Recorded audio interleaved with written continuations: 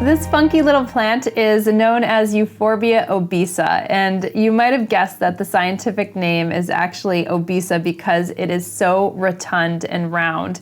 Actually, they sell these a little bit more round than this particular one, but as they grow, they start to lengthen out. So you might actually find Euphorbia obesa. They call them like baseball cactus or golf ball cactus, even though this is actually not a cactus. This is kind of like the succulent version of a cacti from Africa. So this is actually native to the Cape Provinces in South Africa. And you can see that it grows by these offsets. As a matter of fact, I could show you this little one that's growing off like by this little woody offset right off of the base of this particular mother plant, and you could see that it kind of spirals around like this. So if you actually want to take one of these and pot that up into another pot or planter, then you could actually do that. Although I like to have mine in kind of like a really compact structure until they're kind of like basically throwing themselves out of this particular planter.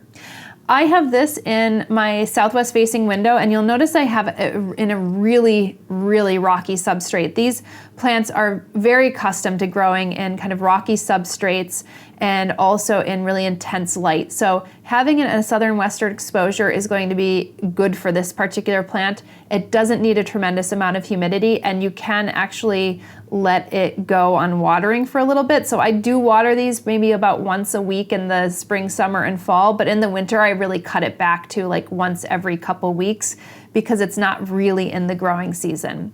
Because this is right up against my window, I've actually found that it doesn't complain when it's in like a really cold situation. So even when it's below 0 outside, I still have these plants and haven't had any kind of problems with that, and have had actually no pest pressures at all whatsoever. So for those of you who are really into different kinds of succulents and maybe haven't started growing these Euphorbia, you might want to give it a try. I just have to say that Euphorbia have this kind of latex. Usually it's a white latex, sometimes it's a clear sap, and if you get that in your eye or whatever, it can be very damaging. So make sure you wear gloves, or if you're not wearing gloves, make sure you wash your hands and you don't kind of touch your face after that. Otherwise, I think they're super cute. I love the way that they grow, and they're relatively, I would say, easy to find, but you probably will find them a little bit more online than at your garden center.